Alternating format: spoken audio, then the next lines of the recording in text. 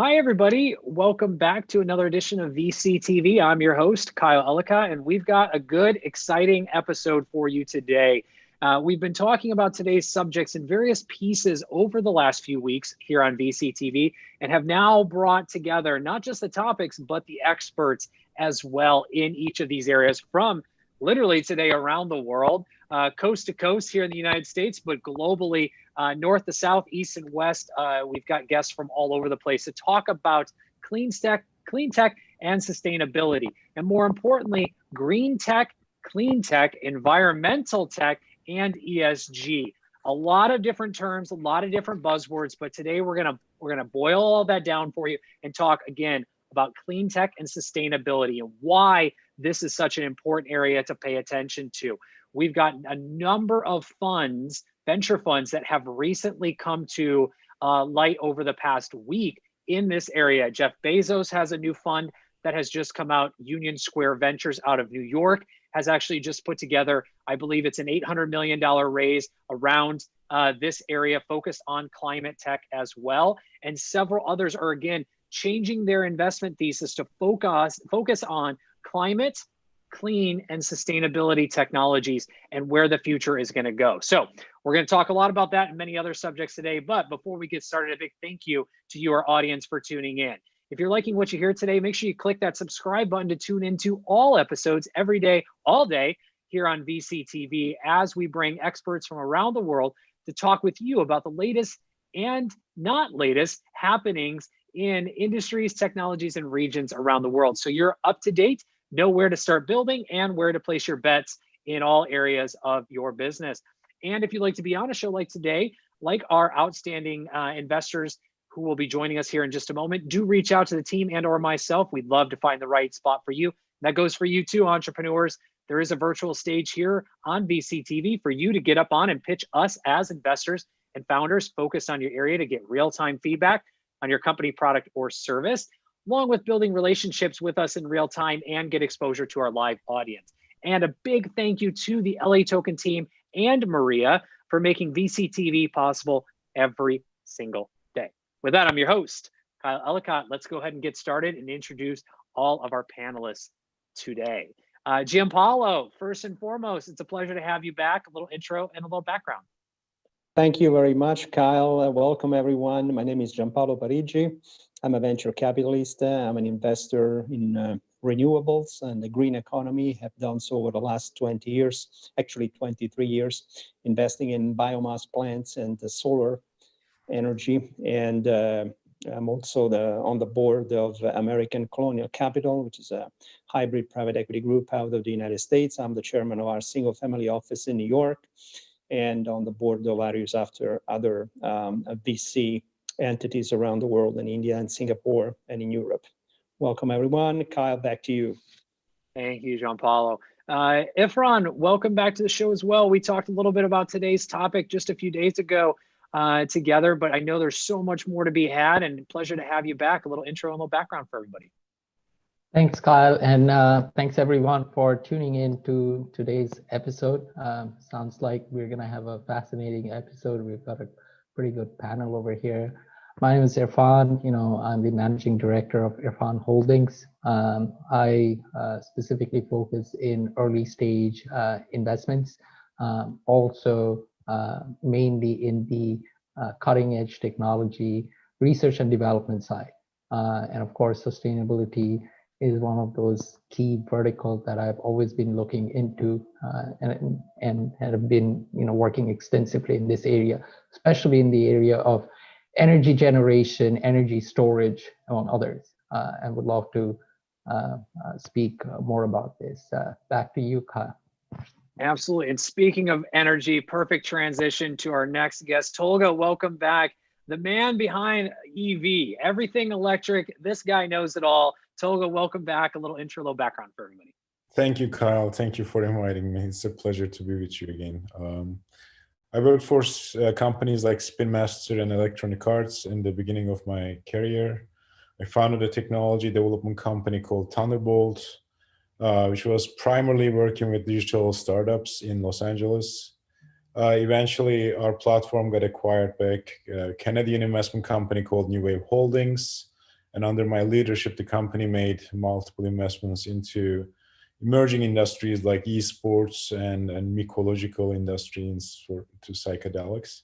In 2019, New Wave became a publicly traded company and listed at the Canadian Stock Exchange with the ticker symbol SPOR.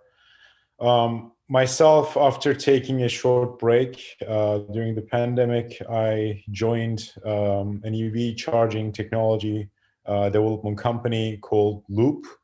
Our website is evloop.io. We are building a new one. You can also follow us on social media. I am the vice president of Loop. I help the team with design and marketing. And I'm going to tell you more about what we are doing at Loop during our conversations. And thank you again. Yeah. Wonderful. And thank you for joining us. And next up, Telly, welcome back. It's a pleasure to see you again as well. A little intro and a little background for everybody.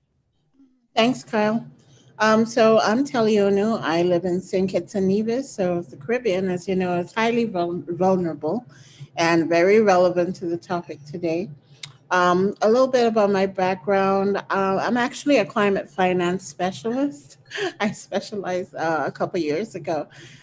So I'm a digital economist. I also work in the area of digital transformation. And now with climate over the years, I have been applying techniques of transformation governance to helping in the transition to lower carbon emissions, as well as addressing adaptation, as well as resilience programs. I do so for enterprises as well as large entities like governments, and help them also on the policy side as well. In the last, I would say a few years ago, I would have been involved in incubator/accelerator program for the region, where our focus was really on scaling up, developing the pipeline, because we have a serious issue when it comes to pipeline, developing the pipeline across the Caribbean for clean tech startups. So whether it's water efficiency, renewable, different types of renewable energies, specifically solar, some wind, biomass, I'm kind of interested in that. And then even to things that are more resource efficient, even agro-processing, climate smart agriculture, stuff like that. So worked on that for a number of years, and then eventually started focusing on the gaps. Specifically, main gaps we observed is where digital is concerned. There is a gap between leveraging technology holistically and digital technology specifically to all the actions, implementing climate actions.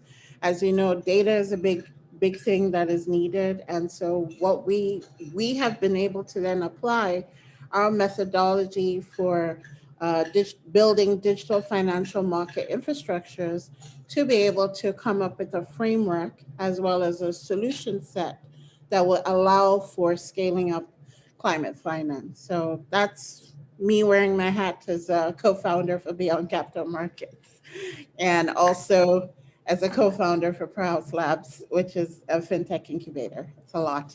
It's wonderful. It's so much experience. It's wonderful. It's just enough.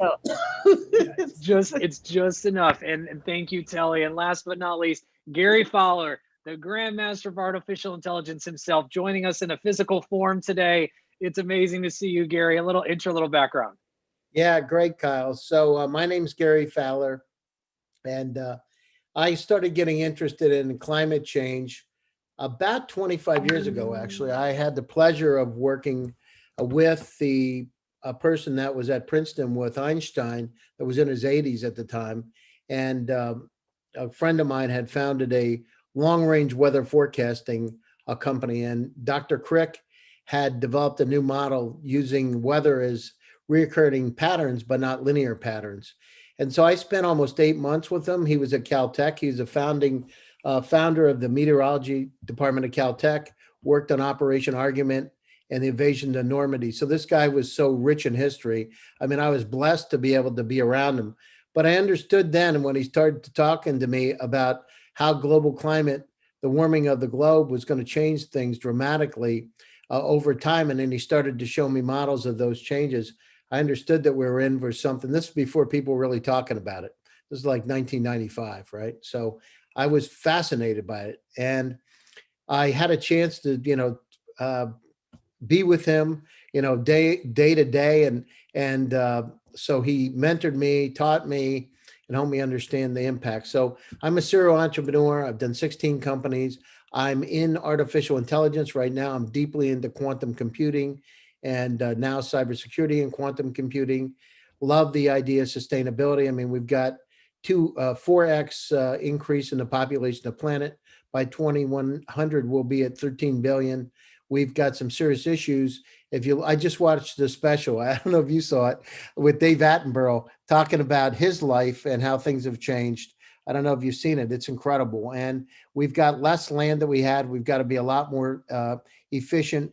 We've got electronic vehicles by the year 2040 estimated at 57% of all vehicles worldwide. So we've got some things to take care of on this planet.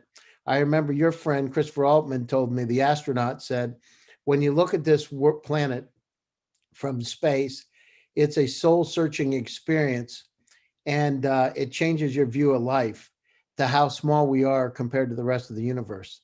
And so I understand that, that sustainability is critically important, and it's no longer a linear economy. We need to have a circular economy. And I'm fully supportive of those endeavors, and always looking for ways that we can help with artificial intelligence to make those kind of dreams come true. Wonderful, and welcome, Gary. And talking about that full circular economy, and we've also looked at this from a supply chain perspective as well, and the idea of these flexible full circle supply chains, and thinking climate first in building those future supply chains as things are changing and adapting. But with each of you, you all have so many different perspectives in looking at this. I'd love to just hear your take as to where currently are we around clean tech and sustainability. As I mentioned, Union Square Ventures, Jeff Bezos, and many others are starting to change their investment thesis for future and current funds to start investing around these areas specifically, and at the intersection of technology playing a role and impact in their future as well. And so we'd love to hear from each of you, your current state and current view of clean tech and sustainability, as we'll refer to it for the rest of the show at a high level. And Gianpaolo, let's kick it off with you. Yes, well, that's a wide topic as any, probably. Well, let me try to, put it under a roof and make it, something easy to chew, on this panel. I think that we finally reached an inflection point where there were basically two categories of investors. Those who did believe, for whatever their experience was like, Gary has mentioned, that the planet was one and needed to be preserved, and those who didn't really believe or care for it. Now we have reached a point in which every major investment effort, directly or indirectly, is targeted towards the preservation of our environment, as I say, directly or indirectly, through the use of the adoption of technology. And anyway, this will produce an unprecedented positive result, obviously, because, regardless of the fact that people are really motivated, or they felt that they have to become motivated because everyone else was going in the same direction, I take it as a blessing anyway, as a human being and as a citizen of the planet. And as an investor, I find it exhilarating because, as I say, there is going to be a massive amount of capital with just as massive deployment of technology, artificial intelligence, probably playing, if not the predominant role, a key role in what's going to be acceleration at breakneck speed on the whatever implementations we do on the field.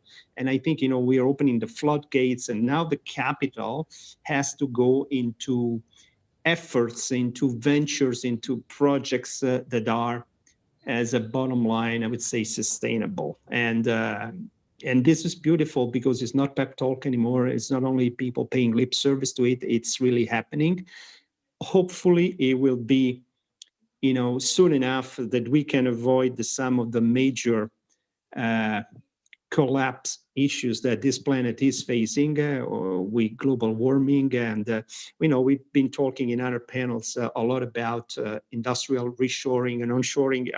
I personally believe that if the seas do rise, as they actually have been predicted to rise over the next 50 to 100 years, we'll have to displace probably more than 2/3 of the world population from the shores as we know them today, more inland. I mean, this is already, I think, that's the name of the game. That's a mother of all battles that the humankind has to face, because this is not going to be happening overnight. And I think we should begin to take it and to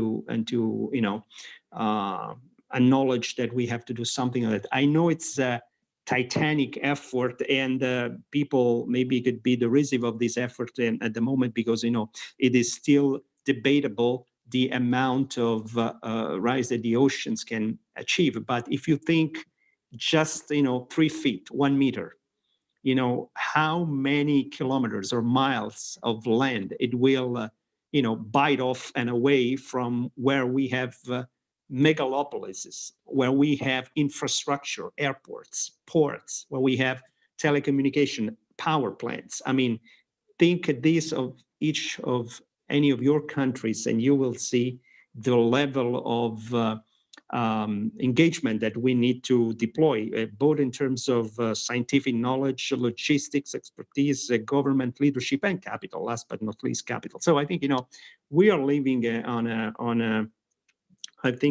the verge of a very particular moment in history of humankind. And again, it's beautiful to be here, but we have to raise to the occasion, and everybody has to play their part, and do what it's demanded of them. So I think it's great, and I'm looking forward to hearing your comments on these. Actually, all of you. Yeah, and thank you, Giampaolo. I want to turn over to Telly. I saw her shaking her head left and right, up and down, in agreement with you. So I was nodding. You're nodding. So anything to add on Giampaolo's point there? Yeah, I mean, it is, as he said, an inflection point. It's really at a boiling point now, where I think, as he says, within the investment space, the lines have started blurring between people who focused on impact and those who are, in private equity and the others, because climate risk is a financial risk. I mean, just think about a catastrophe, whether it's a hurricane. And these days, have you noticed the hurricanes are coming further inland to places that never ever were even zoned for hurricanes? So you have a sizable investment within your portfolio, and whoosh, the next day there's a hurricane and wipes it all out. I mean, what does that do for your return? So it is a significant financial risk, and it's something that you have to take seriously. I mean, I think we're at the point where we have to go beyond ESG measures. ESG measures for me is just a very nice checklist. Oh yeah, environmental tick, governance tick.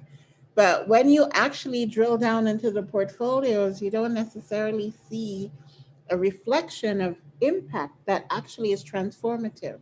So I think we could borrow what we've seen in the era of digital transformation. It's really the same thing. It is.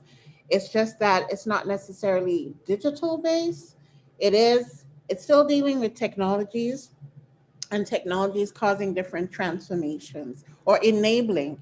Technologies could be put in place to enable different transformations, whether it's to mitigate or to foster a new adaptive style. So for me as well, while a lot of investments, when you start looking at the concentration of investments in the area of green tech, climate, or whatever you want to call it, sustainability, it's always been focused on energy. Why? Because you can measure what you can measure, you can actually implement.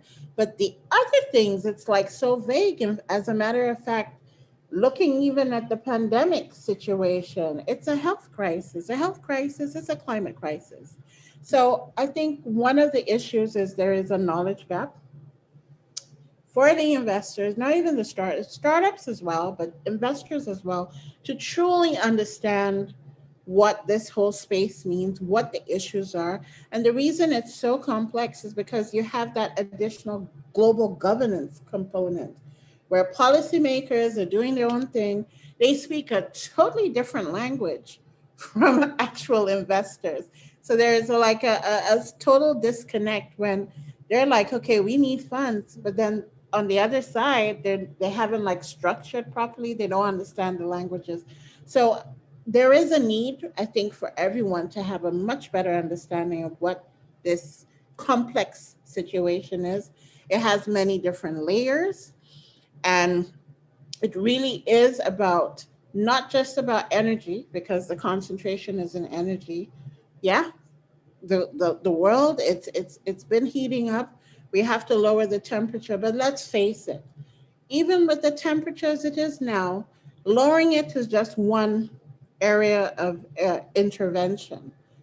There are other ways that you have to focus on. The reality is, I live in the Caribbean. We hardly emit carbon.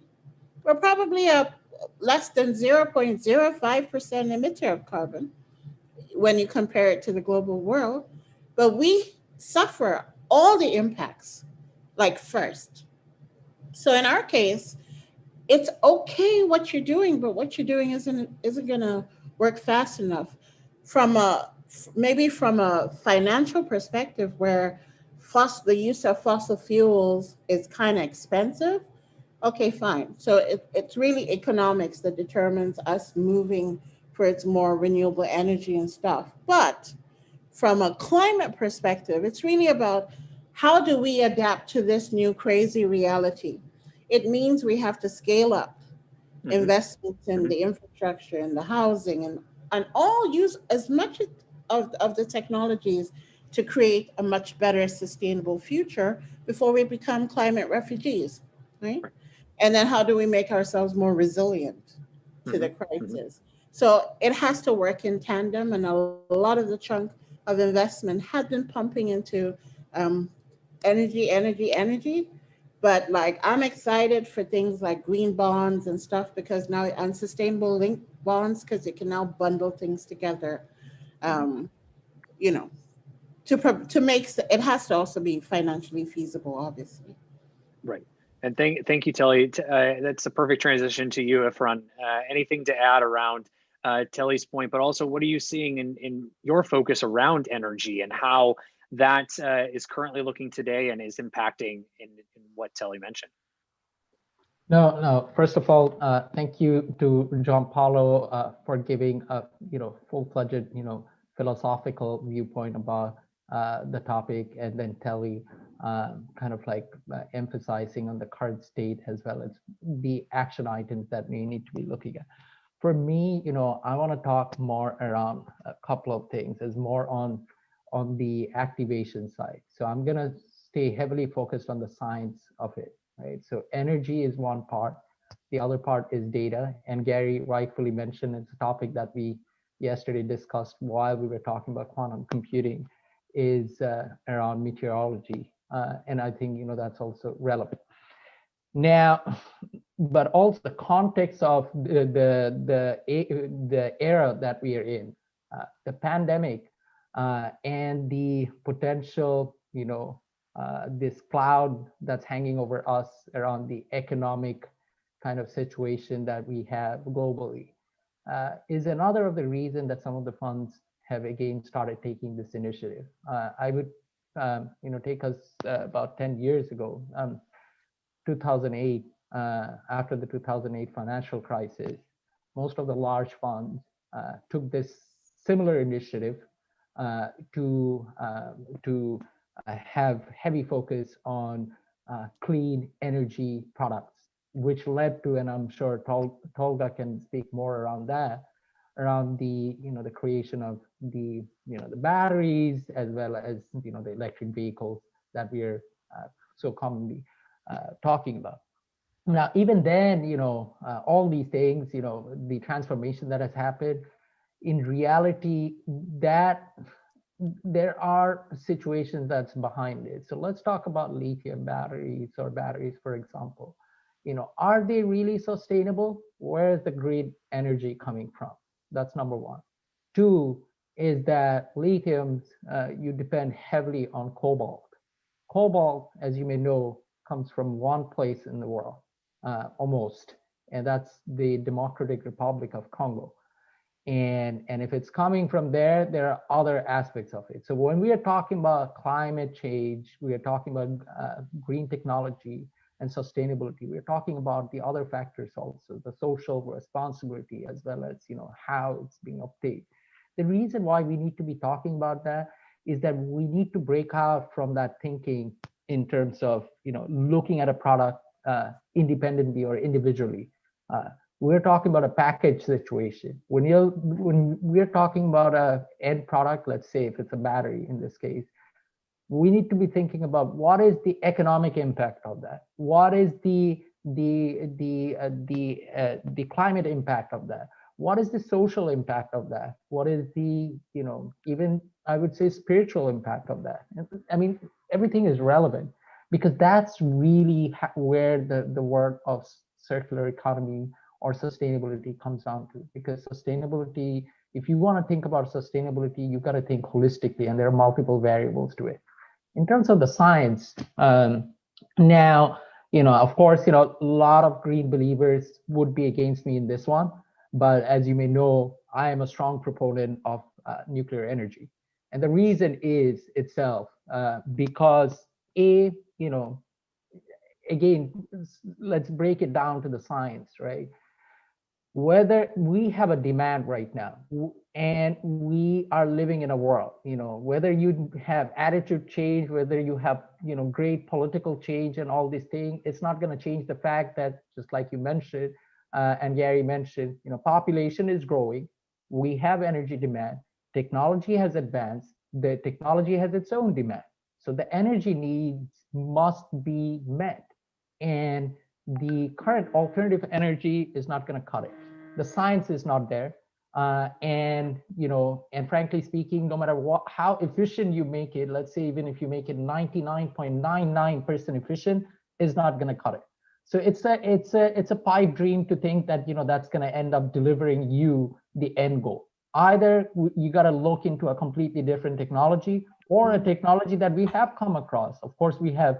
And that's the case with any technology, that if it's used in a wrong way, or there are effects of it, but in the right way, there are good effects of it. I mean, nuclear science have given us nuclear medicine, and that's making treatment. So nuclear energy, statistically speaking, has been able to provide cleaner output with lesser accidents than any other energy source. And I don't want to go too much into it, but there are energies of that that has been worked on, whether it is miniature nuclear fusion reactor, miniature nuclear fission reactor, and of course utilizing nuclear waste for energy deployment. These are possibilities, and these are possibilities that can actually make us meet some of the demands that we are talking about. The other aspects of it is data, and which we can talk about more. But on the energy and the science side, I'm going to be sticking to it. Unless we're making any disruptive change in the technology and a newer technology forming, which is a possibility, we can start working with the ones that we have, and that can make sense to us. For the demand that we have to meet, and we have to come to terms with that. Yes, we had an evil brother, but we can transform that. So that's what we got to believe in. So yeah, on to you, Kyle. Thank you, Efran. And Tolga, I want to transition over to you around this topic of energy and let you continue the conversation. Sure. I mean, yeah, I think this pandemic has been changing so many things, and I think the biggest change is in the electric vehicle transportation industry. I mean, can you imagine like how much pollution is going to be prevented by just switching to EV charging, EV electric vehicles? I was just talking to one of my friends yesterday, and I was mentioning about like this electric vehicle technology actually was there 100 years ago, or solar energy technology was there 100 years ago. But, you know, as a human society, we didn't choose to take that path. We took the path of least resistance, and we went with fossil fuels. It's extremely easy to make money out of it because you just take it out and refine it, sell it, and it's the easiest product in the world. And so many people got extremely rich, but in the meantime, the world unfortunately didn't come to the point that we were actually imagining what it could become in 2020. Right now we're dealing with a pandemic. There's a huge concern for the climate and the rising sea levels, and it's all connected to the pollution that we have been dealing with fossil fuel that is brought to in our lives by the fossil fuel industry, from plastics that harm our environment and the oceans, to the cars, the energy of the cars that they're consuming, and the petroleum. Everything has been made by most of the stuff that we use in our daily lives has been created out of fossil fuels. And this is changing. This is hopefully going to change. As myself, I'm extremely excited to be in an industry that is changing the world. EV charging is I think, to me, it's literally changing the world. And this is the biggest change in the industry, in the energy consumption, energy industry for the last 200 years, since the beginning of the Industrial Revolution, technically.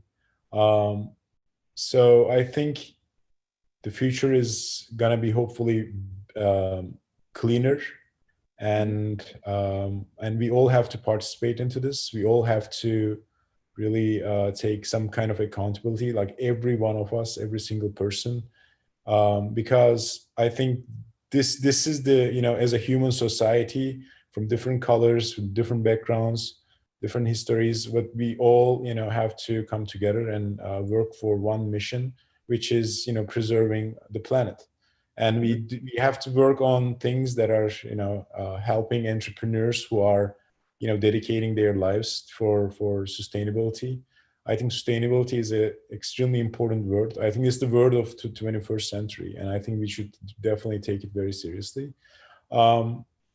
Entrepreneurs should be very motivated to work in this industry, because there are going to be so many incentives, government incentives and related stuff. We have those incentives in our EV charging industry. Most of the stuff, most of the chargers that we are installing, they're actually free because the California state is paying for it. So there are very minuscule, you know, payments. But overall, to sum it up, like in my opinion, I think, you know, everything happens for a good reason. The pandemic was tragic, but I think it gave everybody in the world a wake-up call about, you know, we need to change things, change the way of we are thinking. And I think I'm at least happy to see this and also be a part of this change. And thank you. And Gary, I want to come down to you. I mean, we've touched on so many different areas, but also the commonality here has been around data. And, you know, how does technology intersect with this and actually push us forward in some way? We spoke about quantum and AI and blockchain yesterday, powering some of these areas. We'd love to hear from you, your view of not just all this, but again, how the data is going to be so beneficial, and how AI, quantum, and the others can really push this industry forward as Tolga mentioned sustainability is here to stay, and it's here to stay for us in the next decades ahead, as it's going to be an impactful thing in all of our lives. Well, I mean, the thing is, the damage that we're doing today won't impact us. You know, it takes 25 years or 30 years, right, to really. I mean, one of the things, Kyle, and we've talked about this on previous shows, the Himalayan mountains have not been seen for 30 years in India. And because of the pandemic and people being locked down, we've been able to see it. I mean, this is really a wake-up call for all of us, each and every one of us. I remember, you know, I told you about Dr. Crick. I remember Dr. Crick told me some things, and he quoted, one was Einstein, and he said, when the bee population decreases by, decreases, we've got 4 or 5 years after that to live. And if you look at, there was just for the audience, in 1816, there was an explosion in Timor, Indonesia. And that explosion created a traumatic impact around the world. People immigrated from Europe to the United States. It actually snowed in New York in the summer of 1816. Actually, would be a great movie. It was The Year Without a Summer. And people migrated from Sweden to the middle of the United States. It's one of the reasons for mass migration. But what happened is about 200,000 people were killed. In fact, Mary Shelley wrote Frankenstein on Lake Como at Lord Byron's house, Lord Shelley's house. During that time, she was 18 years old. They had a contest because it was so spooky, because there was ash like you've seen recently with the fires. So this is a kind of impact that can have on our lives. And this is really a wake-up call, the pandemic, on how vulnerable we really are. And we haven't even seen really, this is not the worst thing that could have happened. But look at this from just some statistics. The average sea level by the year 2100 could be up 39 inches, a meter, over 1 meter.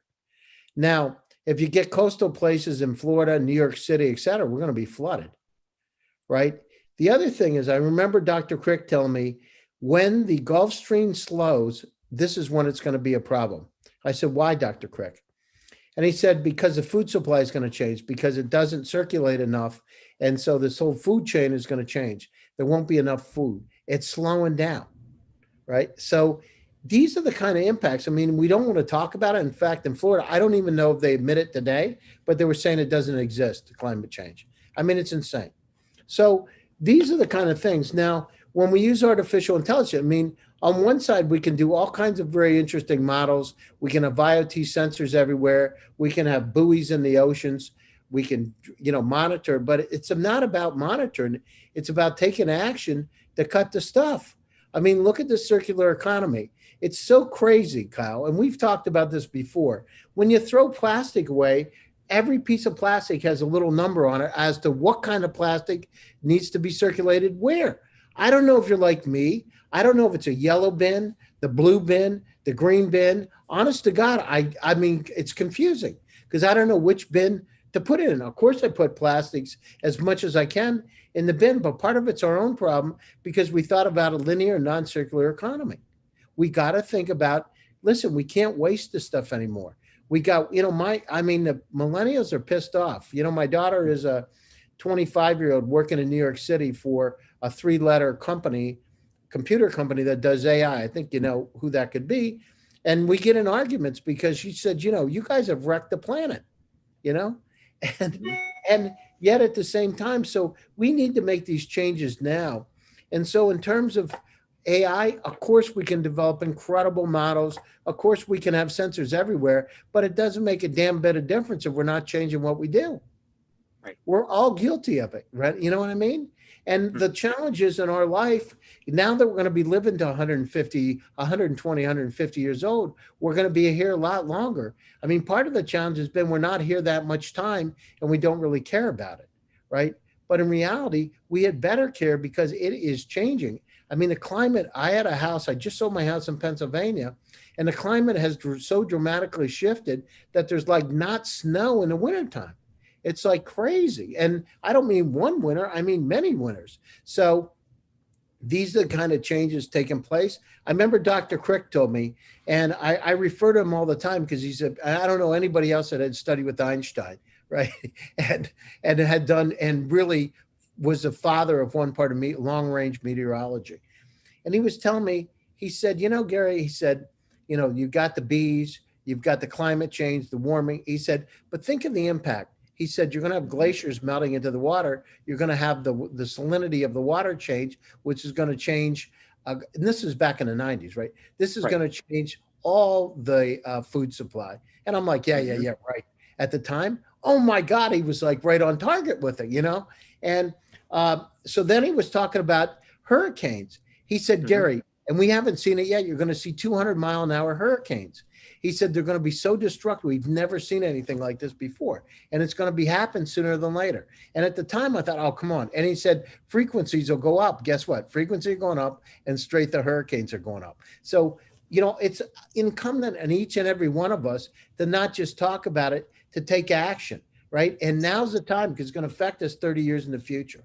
So yes, data is important. We need to have sensors out there. We need to understand, you know, and use the technology, but action is the most important thing now.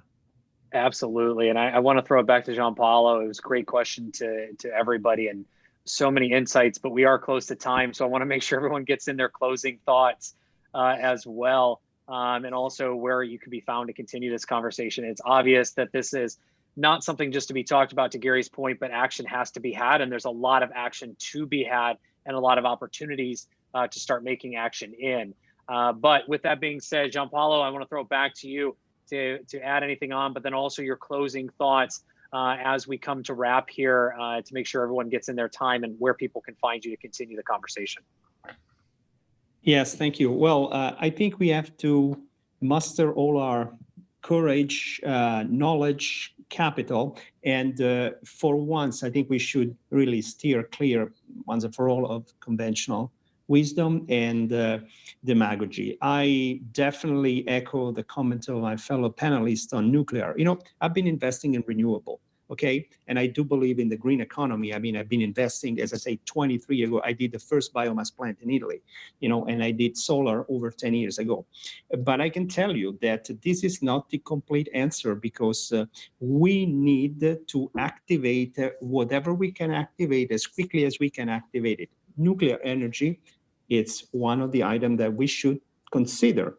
We should not have you know, tunnel vision and think that because we have to be environmentally friendly, we cannot have a technology that, given the use of adequate technology and controls and governance in stable countries, cannot be very safe compared to what it has been maybe decades ago. And it has been quite safe anyway, of course. One mistake can, you know, wipe out a lot of the population of an area, but still, I think it's very safe now, and there is even the studies and the pilot projects on miniature nuclear plants that are very, very interesting, you know, and hydrogen, everything that we can use. Because let's put it in the context of solar energy. You know, what I've been doing, for example, investing in solar parks, you know, to feed with energy with solar park a town of 25,000, you would have to mount panels on an extension the size of the city of Paris.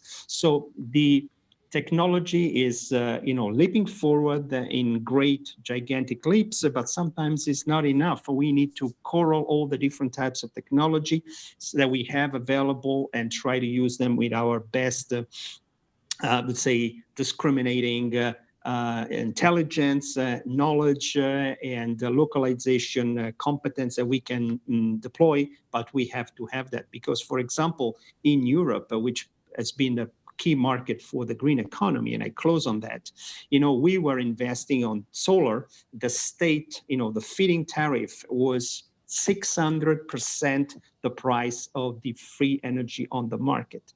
And that's why so many investors went to this sector, 600%. So basically we were generating revenues with a summatory of two components, A plus B, A being the free market price of the energy and B being the feed-in tariff given by the European Union government at 600% increment over the baseline market price of the energy.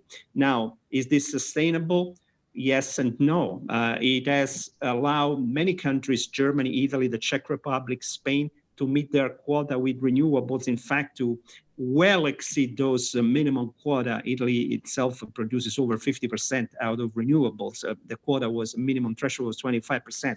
So, but again, it is not, there's not only one aspect. We are looking at the prism, and we have to take a look at and tackle the problems holistically. So definitely, as I say, make recourse to everything that we have available. And as Gary said, activate ourselves, because monitoring is good, but we need to take action and begin to correct. Because even if we correct whatever we can correct, the effects will be seen, the positive effects, only decades down the line. So it may be too late for other things. I'm Giampaolo Parigi. You can reach me on LinkedIn on giampaoloparigi1@gmail.com. And happy to be here anytime with you. Kyle, back to you. Thanks, everyone. And happy Thanksgiving for those of you in the States. Thank you, Giampaolo. Thank you so much. Tolga, I want to come to you next. Closing thoughts, and of course, where can everyone find you online? You can reach me online by from my LinkedIn, Tolga Onuk. My website is tolgaonuk.com. And closing thoughts. I mean, this was really a nice panel, and people have been talking about really like important things. And I think, you know, for me to add, like, I think right now, because of the pandemic, there are a lot of people could be unemployed.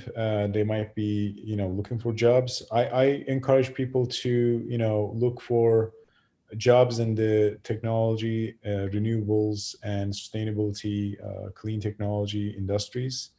You know, I think this is the future, and I think it's definitely gonna grow from here as we are developing some kind of consciousness around clean environment and protecting our planet. So that's one thing that I can tell to everyday people, and also for entrepreneurs. I think there's great amount of liquidity in the market. New ideas and new projects that are around sustainability can gain traction very quickly if there's a feasible business idea behind it. Because building something sustainable is not easy, and not everybody can do it. So if you have a great idea, and if experiment, it's also working, this is a time to look for investments, because like I said, there's so much liquidity in the market. Also, finally, I wanted to tell everybody that, you know, please check our website, evloop.io. Our company is one of the fastest growing EV charging networks in the United States. And I think it's going to be really fantastic in the next couple of years. I'm very, very excited to see the growth. Right now, they're predicting the EV charging industry to be 17, 18, or $20 billion in the next few years. And can you imagine, this is only with 1%, less than 1% EV electric vehicle adoption globally. So this is going to go to literally trillions of dollars. And I think this is a very interesting time for everybody to be involved in this very exciting industry. Yeah. Absolutely. And thank you, Tolga. Telly, to you. Closing thoughts, and where can everyone find you online? Okay, after all my colleagues, I hear you, Gary. My son says to me all the time that we've really messed up this world. He's going to be 22. For them, they deeply, deeply believe in the world. And I think their involvement is actually pushing us to kind of make a change as well. And I see people his age, or startups that start early his age, are actually getting into the clean tech space. So you're going to see a lot more younger, more enigmatic people that have a vision trying to solve a problem. For me, my takeaways are just like what Giampaolo indicated. There is a space for nuclear, but the reality is, how many of us can actually put nuclear into place? I do know some countries in emerging markets, like in Africa, they actually have a small nuclear facilities setting up to kind of study and manage and train. But if you're looking at small island developing states, nuclear, I don't think is a feasible option to look at. But we have other options like geothermal. And obviously, one of the big challenges, again, with any of these technologies is at the early stage, it does require some investment and sometimes some investigation because it still isn't proven as yet. So obviously, those projects do need to be scaled up. We do need to find ways of crowded in private investment, partnering, whether it's through PPPs and those type of structures. Then there's also scope for adding additional digital technology layers. So it's not just about the data, it's about how do we learn from what we've done for digital transformation and improve efficiencies in a lot of these processes. I'm really excited about EV from the perspective that EV can actually create a new alternative capital market. The sort of derivatives I could see coming out of that, whether it's carbon credits or energy certificates that are all digitized and tokenized, that can create a whole new market space for those who are looking at the space. You might not necessarily be a traditional clean tech or hardware, because the thing with clean energy, it comes with a lot of hardware. But if you're in the space of fintech and other type of financial technology, there are many options for you also and opportunities within the space. So I'm really excited with the potential for unlocking new markets. Those new markets can increase new types of liquidity, leveraging even technologies like blockchain and digital assets, tokenization. You can now create different type of bonds, sustainable linked bonds, green bonds, and all those type of new solutions for climate financial innovations can actually streamline and increase the amount of financing we have. It's a lot. The opportunities are huge, but we have to find ways of scaling up in a way that we never have. I see a big opportunity on the clean tech side for hydrogen. And hydrogen also from the perspective of when we're looking at the circular economy and looking at sustainability specifically, how are we, as we are transitioning and using all these new great green, lovely technologies, how are we addressing the existing industries that kind of generate a lot of the pollution? Oil, ammonia production, methanol production. All of these industries also need to be more leaner and efficient. So I have seen opportunities there where you can actually incorporate and embed some sort of efficiency measures so that you can at least lower their carbon emissions, as well as then leveraging things like carbon capture and stuff like that. So I'm looking, it is positive. Lastly, before I go, you can reach me on LinkedIn. It's TVO. And we have actually a new program in the area of digital financial market infrastructure management for climate finance. This is for both investors, if you're in a family office, or even for startups who want to understand how to manage this whole complex system and create new value. We're enrolling. Meet us at altschool, ALTS.co. And we're enrolling for January and February. So our January program is embedded finance, our February is for climate finance. So. Wonderful. Thank you, Telly. And Ifran, I want to come to you quickly for closing thoughts and also where everyone can find you as well online, as we're just about out of time here. Thanks, Kyle, and thanks, everyone. Yeah. So before I go, you can reach me over at LinkedIn at Sheikh Mohammed Irfan, and also over Twitter, Semper Irfan.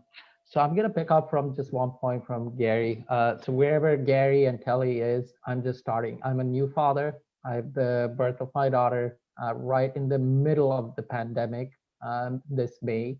I also have a deep background in work around the research and cybersecurity, where I believe on proactive approach versus reactive approach. So I don't want to be in a situation where I have to answer that question, that what have I done for what's happening around the world. So I want to be more proactive than ever, because really the future of our world depends on how we act right now. On the basis of the state of the market, both on the industry as well as the investment side, of course, apart from all the things that I do, a lot of people might not like me because I am the diligence guy. I've been the principal diligence person when it comes to some of the TRA funds, also when it comes to the technology and aspects of it. And frankly speaking, the ecosystem attracts a lot of garbage, excuse my language. And that kind of garbage, it's not necessary, and it's, driving us away from the real problem that we are trying to solve. So if you really want to make things happen, understand the problem, as Telly was telling. Each situation is different, each country is different, each region is different, and it requires different forms of solution, which can collectively make sense with, of course, information and data. On the other hand, on the investor side, you got to believe in it. And I've been called upon on various of those work. And, two of those, I'm just going to mention the places, but, not going to mention those projects. I'm sure you people are aware about that. One is a Middle Eastern country, another one in West Africa, who's called me for, various of these programs that they're trying to do. But, at the end of the day, it's not what they truly believe in, what they're trying to create. And I think this is very, very important. I got dirty laundry on all sides of things, so I'm not going to talk about those things. But I would say that on the investor side, especially, when it comes to alternative energy, as well as sometimes, interesting energy like nuclear energy and other places. Of course, certain places, some of my real good fun partners here in Switzerland, as we know, they're very active in the space. However, are spooked out by some of the, technologies, for example, nuclear technology, among other things. So again, it requires collective understanding. It requires a consensus to how we want to motivate and bring about things. So I would say, we're not at the end of the road. Technology is there, and we're working on it, and we're going to make it happen. My suggestion to everybody, whoever is working in this space, there's a book that I read. It's called Science, Order, and Creativity by David Bohm and David P. I would suggest you read that. It's a very interesting concept. Apart from the philosophy of things, it will help you understand and charter to the next stages of, the challenges that we are coming across. So that said, thank you so much, and thank you everyone for making this happen. And thank you for tuning in. On to you, Kyle. Wonderful. Last but not least, thank you, friend. Gary, quick closing thoughts. Where can everyone find you? Yeah. I mean, what is it? Nike says, just do it. So I think that's where we are. There's been a lot of talk, but we around the world, we got to take action. You can reach me on LinkedIn, Gary Fowler. You can reach me on Twitter, Gary Fowler. You can see my shows, Gary's Picks or GSD Presents, now every week, and getting incredible guests. In fact, one of them is going to be one of the billionaires is going to be talking about space in a not too distant future. So stay tuned. So there's a lot we can do. Let's stay positive, go through this pandemic, and let's make the world a little bit better place coming out of it. Thanks, guys. Absolutely. And a big, again, thank you, Tolga, Ifran, Gary, Gianpaolo, Telly. Thank you so much for your time today here on VCTV, but also your insights and expertise shared with everybody. Ifran, I did share the book with the chat, so I'll also share it in the show notes afterwards. Thank you for that. And to you, our audience, thank you so much for tuning in. If you like what you heard, click subscribe, give us a thumbs up. Do reach out if you'd like to be on a show like today and join our outstanding guests as well. Thank you, Gianpaolo. Thank you, Gary.